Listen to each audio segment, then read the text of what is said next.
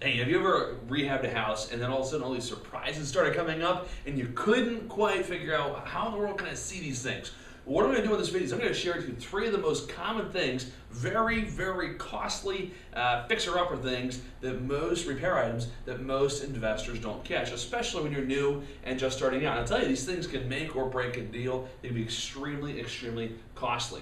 So three repair items that most investors miss. What I'm going to do now is I'm going to switch over to the screen and I'm going to show you, if I can figure out how to get this set up.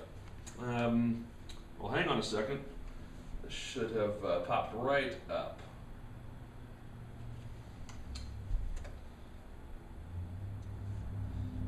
Oops, got to connect it. Sorry. So anyway, I'm going to go over three different things. One is the wiring, knob and tube wiring, and another is structural issues like a bulging wall, what it is, how to diagnose it, how to notice it, and then how to fix it. So first we're going to talk about knob and tube wiring. So let's go through this right here. So with knob and tube wiring, you'll notice it has a lot of these little, wrong thing. These are the ceramic things the wire goes through. This is just one wire right here, and that's going to cost you anywhere from $7,000 to $15,000 to rewire a house, depending on how much additional drywall work you have to do. And then what's really sneaky is a lot of times what people will do, what I used to think when I got started in this business, well, the way to determine if there's knob and tube wiring in a house is really easy. Just go to the junction box and see if you see fuses or those breaker switches. If it's got breaker switches, it's an updated box. There's no knob and tube wiring, right? Wrong. Wrong answer. Here's the right answer. You can't just look at the box, at the fuse box or breaker box, right? And then you can't just look at the wires coming into the top of it. You've actually got to trace all the wires in the basement ceiling, if that's where the electrical panel is. And then what some people do, they think they're fixing the problem of knob and tube wiring, which has a safety hazard for fire, is they'll replace it with what's called Romex wiring, and they do a big junction box right in the basement ceiling. And so it goes from junction box, and then in the walls of the first and second and third floors, those have knob and tube wiring. Guess what? You still got to rip out all that wiring. In fact, a little interesting fact is where I guess the knob and tube wiring and the Romex wiring, one burns hotter than the other, and so you actually create more of a fire hazard when you go from Romex wiring to knob and tube wiring at that junction. That's kind of what this looks like right here. You got a regular cable you're used to seeing, and it goes to the knob and tube. Totally uncool. Not cool at all. Another thing is, and I missed this on a few houses, so I created this checklist to follow and made life easier, was the HVAC system. So it's pretty easy to tell what a boiler system is and what a forced hot air system is. But a lot of times, a lot of investors, they actually see a forced hot air heating system in the basement and they assume it has air conditioning. Guess what? They can look similar, so here's a couple of things that you're going to look for. So let me go to the different picture here. This is what you might look as a forced hot air heating system, right? Pretty straightforward. This is a little old and deteriorated, but a lot of times you look at houses where the forced hot air heating system is in good shape, and at first glance you might think it has air conditioning, but guess what? If it doesn't have the condenser line, which is going to, look, it's hard to see it, but it's that copper, it's that pipe or a plastic thing wrapped in foam insulation, accompanied by a copper line, okay? And that drains outside, okay? It drains some of the condensation. And also there's a second unit, that's the air conditioning unit on top of or next to the heating system. So that's one way to tell. Another way to tell is the forced hot air heating systems, ones that do not have the air conditioning, the ductwork is a lot smaller, because I guess hot air is a lot more dense than cold air, and so you need bigger ducts to cool a house than you do just to heat a house. All right. Then next, so here's an example of this is actually two high efficiency heating systems, right? The reason you can tell they're high efficiency is they have, so these big metal stacks here, those are, we can zoom in on this. Give me 1 second. Let me, whoa, big. All right, cool. So it's a little, we're gonna zoom out just a hair. Give me 1 second. Okay, so these metal ducts right here, that's for the air, right? These two PVC things coming out of the top of each unit. So this is apparently a big house. It's got two units. That's the vent, that's the exhaust. So it's a 95% efficiency heating system. And so you'll see those PVC pipes coming out the side of the house. So if you have a house that used to have a chimney, and that's how you can put an 80% efficiency system in there.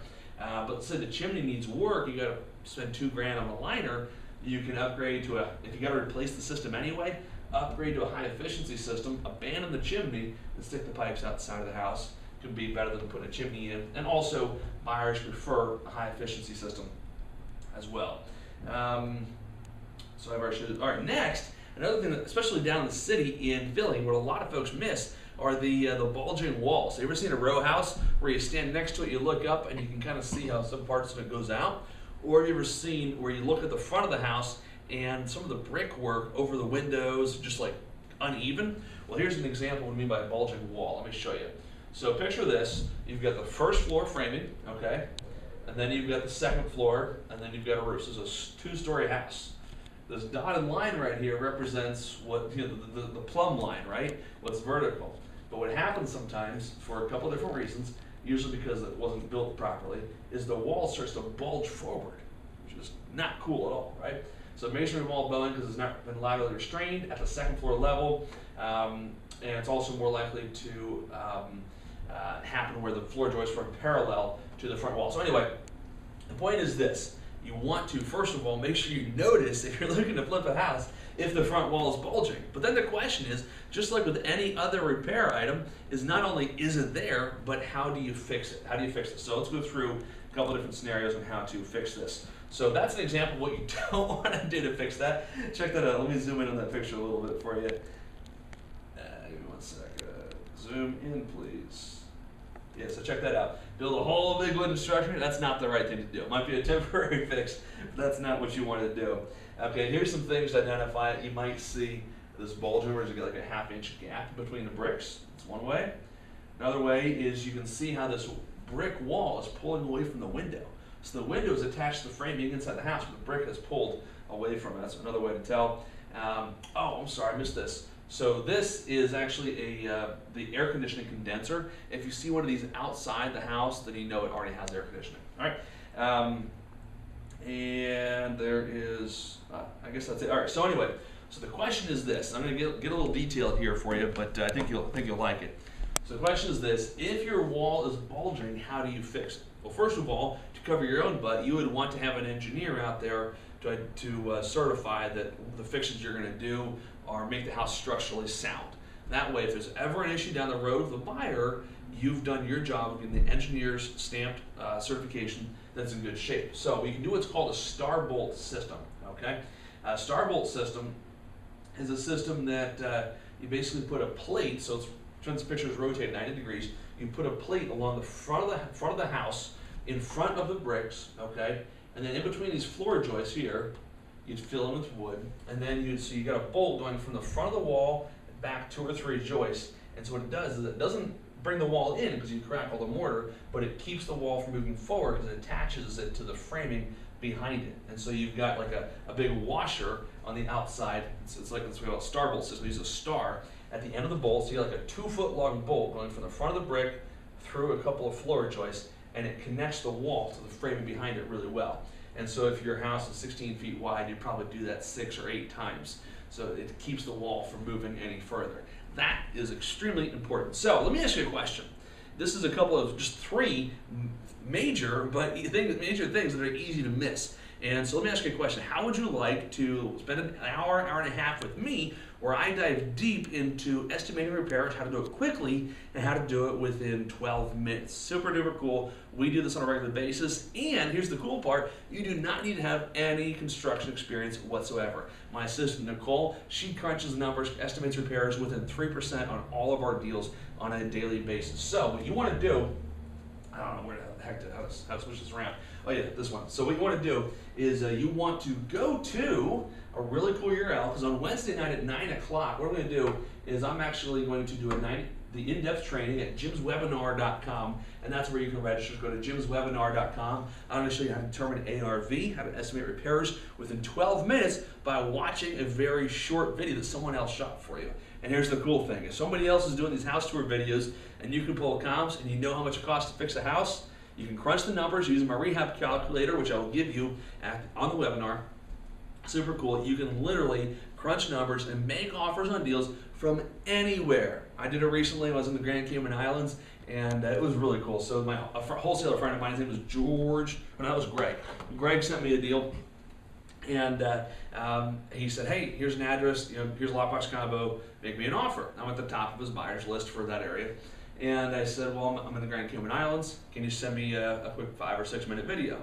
He said yes. I pulled the video open Dropbox, and one morning while Marina was still in bed, I sat in the hotel balcony at the Ritz-Carlton overlooking the ocean. It was really cool. And I estimated the repairs in about 10, 12 minutes, figured out the ARV, estimated the repairs, crunched my numbers, made my offer, got the deal. But I made about $35,000 on that deal. Really cool. I want to help you do the exact same thing so you can literally crunch numbers on, make offers from anywhere in the world, including your favorite beach, including your office, including your breakfast table, coffee shop, wherever it is you want to do your business. Not only that, but it's really important you don't miss anything. So get yourself to this training, jimswebinar.com. Go there right now, register, click the link on this page. It'll take you there to register. And I'll tell you, this is going to be a live training, so I really will make sure every single question is answered on this training. It's not a simulated live training, it's actually a live training Wednesday at 9 o'clock. It's going to be super duper cool. And like I said, I'm going to give you some really cool resources, how we use field agents, our job description, the ad we use to find the field agents, the checklist for the checklist for inspecting houses, the rehab calculator so you can crunch all the numbers, make sure you factor in all of the expenses, including holding costs, financing, all that kind of stuff. Makes it really easy to crunch numbers and generate an offer. So get yourself on over to jimswebinar.com, register, and I will see you Wednesday, 9 o'clock.